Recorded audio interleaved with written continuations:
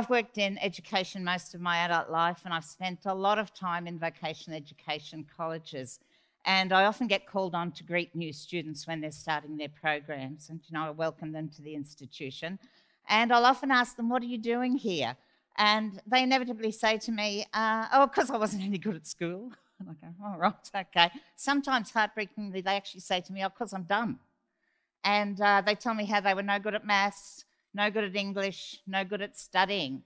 And then a couple of weeks later, or a few weeks later, I inevitably see these same students who are laying out the foundations for a house from plans that they've calculated and drawn, or they're on the computer accessing standards online or engineering manuals that I know have a reading age of year 13, or they're flowcharting business processes, or they're creating sophisticated and imaginative and beautiful artworks and performance pieces. And so I can't help myself. I challenge them and I say, oh, I thought you told me you were dumb, that you couldn't do math, you couldn't do English, you weren't any good at this. And they look at me and they say, well, miss, this isn't studying, this is doing. I'm good at that.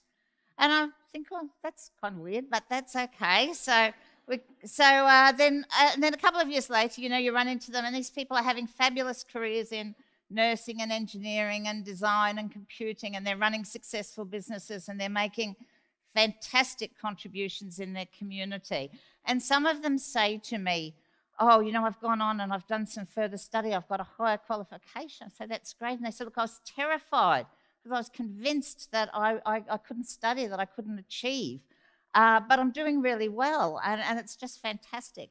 So that experience that's haunted me sort of has got me thinking about, why have we got this system that makes people who obviously are capable of learning feel that they're not smart? So the conclusion that I've come to, and I suppose it's fairly obvious, is that we define smart so narrowly, and we've created a society where smart people are those that have our ability to undertake just that narrow academic pathway. They've got an interest in academic subjects. They learn best through first understanding the theory. They perform well in exams and assignments. And that we've focused all our energy on that pathway. And it's a nice seamless pathway. People that have got those skills just transition through the system nice and easily. And everybody else is kind of left to random chance. And some people end up in practical vocational education, and they acquire skills and knowledge. And some people find themselves in work environments that suit their learning styles, and they acquire skills and knowledge. But there's an awful lot of people that don't get the opportunity to further their skills and knowledge because they believe that they're not smart. So I just think we're losing a whole lot of potential. There's a whole lot of potential there that we're not realising because people are falling at the first hurdle to skills and knowledge acquisition, and that, they're condemning them to a life of low competence. You probably haven't had an experience if you haven't been in a vocational education institution of seeing people who are saying, I'm not smart, really achieving well and becoming successful. But I'm sure you've had other experiences like this one of mine, where my car wasn't working and I'd take it to the mechanic, and they do this magic thing, they turn it on for about 3 seconds and suddenly they know what to investigate and what to fix and all those sorts of things, and everything happens.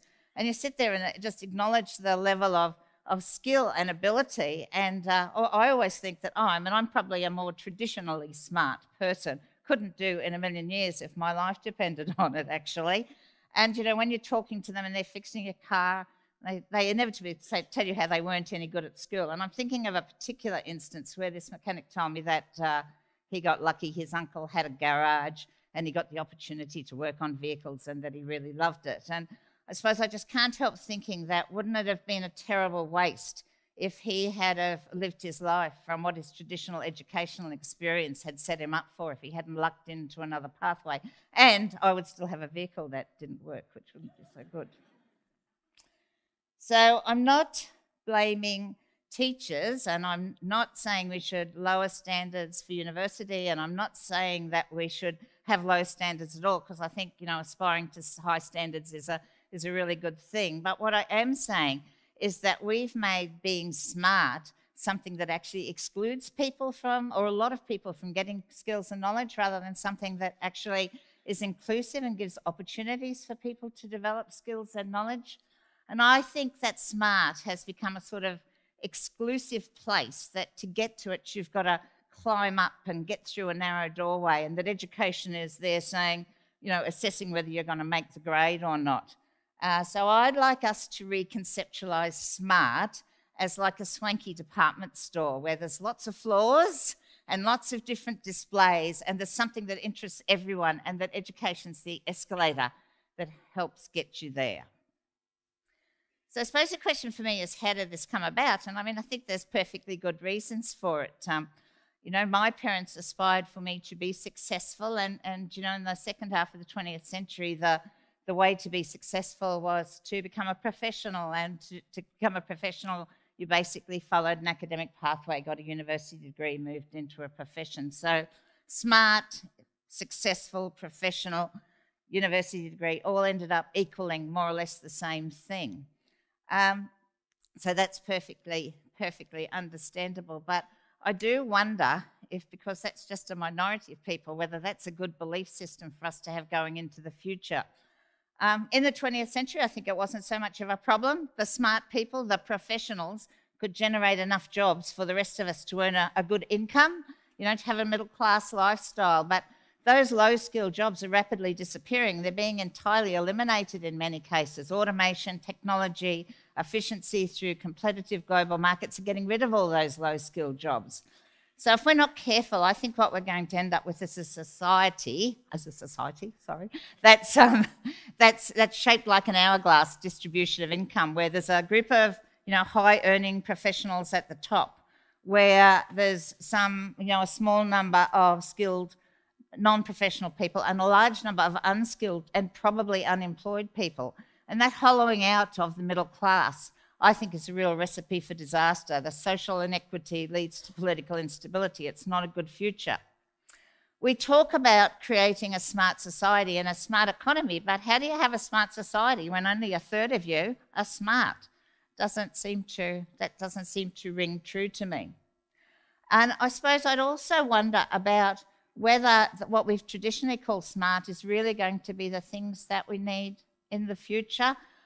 Whether learning from past knowledge and being recognised because you know what's gone before in a time of rapid and evolving change, are we actually going to need smart skills that come about from people who are really good at doing things and really good at experiencing things and really good at creatively and practically solving the problems of the future? Will those skills overshadow the skills of those ones who know what's gone before? I have a young friend, Mary, who works in a multi-ability school, and the school caters for students with physical and intellectual challenges. And the school operates on a system. They use the traditional curriculum, but they really work hard to tailor the way that the students learn and the way they're assessed to the needs of each individual student. And they celebrate the achievements of every student, and they work with their learning styles and their abilities, and the school's hugely rewarded and well regarded in its community for having this highly individualised pathway. Now, I'm sure that there's many mainstream schools and many mainstream teachers that use that same philosophy, but I'm equally sure that that's not what we judge them on, that we don't celebrate that success for every student. They're doing their best, using every teaching and learning strategy that will work for that particular student. I'm sure you all know people who, you know, they're happiest when they're working on car engines or electrical circuits or hair or therapeutic massage. They learn best engineering principles by actually doing an engineering project, or they learn business principles best by doing an internship. So I think that it's, you know, we're obliged, if we're going to have a really smart society and we're all going to be smart and contribute, we've got to work a lot more effectively about working with those individual students' learning styles, and ultimately, really importantly, we've got to celebrate that as a society, not just the group. We've got to celebrate the ones that do well academically as well, but we've got to celebrate all the smart skills that we could possibly have. Finally, just a quick anecdote. I've got another young friend, Bradley, and when Bradley was at high school, he won a big international information technology competition. And it was a serious competition. He designed some software where young people could safely work collaboratively on the net. So it was software where they could share and communicate, but it had big protections against cyberstalking. Like, it was a really clever thing. And it was a serious competition. It was 2 business class return air tickets to London, and he took his mum. Luxury accommodation, attendance at a conference, a side trip to Paris, quite serious. So the organisers were quite surprised when this Antipodean, a person from the Antipodes, didn't get that right, arrived. But he participated in the conference and did really well.